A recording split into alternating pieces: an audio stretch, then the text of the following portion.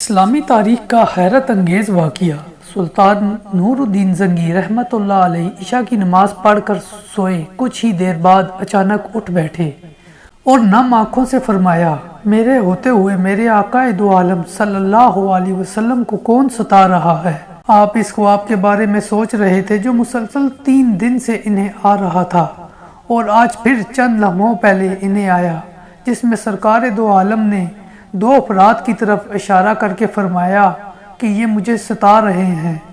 اب سلطان کو قرار کہاں تھا؟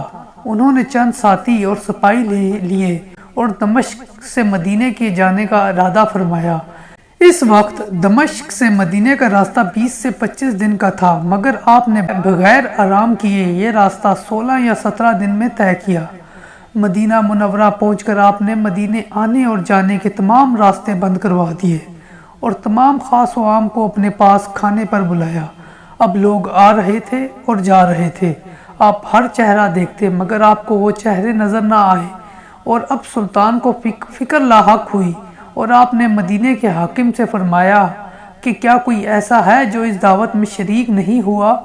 جواب ملا کہ مدینے میں رہنے والوں میں سے تو کوئی نہیں، مگر 2 مغربی زائرین ہیں جو روضہ رسول کے قریب ایک مکان میں رہتے ہیں اور تمام دن عبادت کرتے ہیں، اور شام کو جنت البقیع میں لوگوں کو پانی پلاتے ہیں، اور وہ عرصہ دراز سے مدینے میں مقیم ہیں۔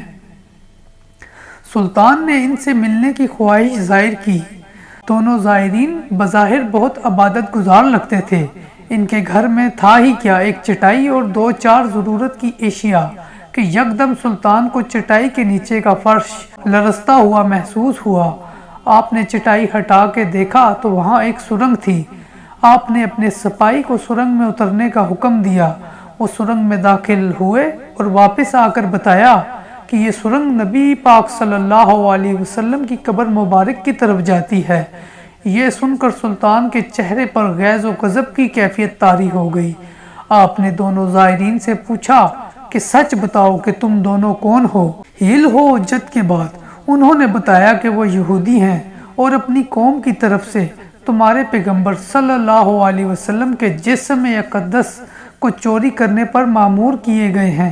سلطان یہ سن کر رونے لگا۔ اسی وقت ان دونوں کی گردنیں سلطان نے اڑا دی، اور سلطان روتے جاتے اور فرماتے جاتے کہ میرا نصیب کہ پوری دنیا میں سے اس خدمت کے لیے اس غلام کو چنا گیا۔ اس ناپاک سازش کے بعد ضروری تھا کہ ایسی تمام سازشوں کا ہمیشہ کے لیے خاتمہ کیا جائے، تو سلطان نور الدین زنگی نے معمار بلائے اور قبر اقدس کے چاروں اطراف خندق کھودنے کا حکم دیا، اور یہاں تک کہ پانی نکل آیا۔ سلطان کے حکم سے اس خندق میں پگھلا ہوا سیسا بھر دیا گیا۔ بعض کے نزدیک سلطان کو سرنگ میں داخل ہو کر قبر انور رسول اللہ صلی اللہ علیہ وسلم پر حاضر ہو کر قدمین شریف کو چومنے کی سعادت بھی نصیب ہوئی۔ سبحان اللہ، کیسی زبردست تحریر ہے، اور سلطان کا کیا نصیب ہے۔ اللہ ہمیں بھی ایسے نصیب عطا فرمائے۔ جزاک اللہ۔ السلام علیکم۔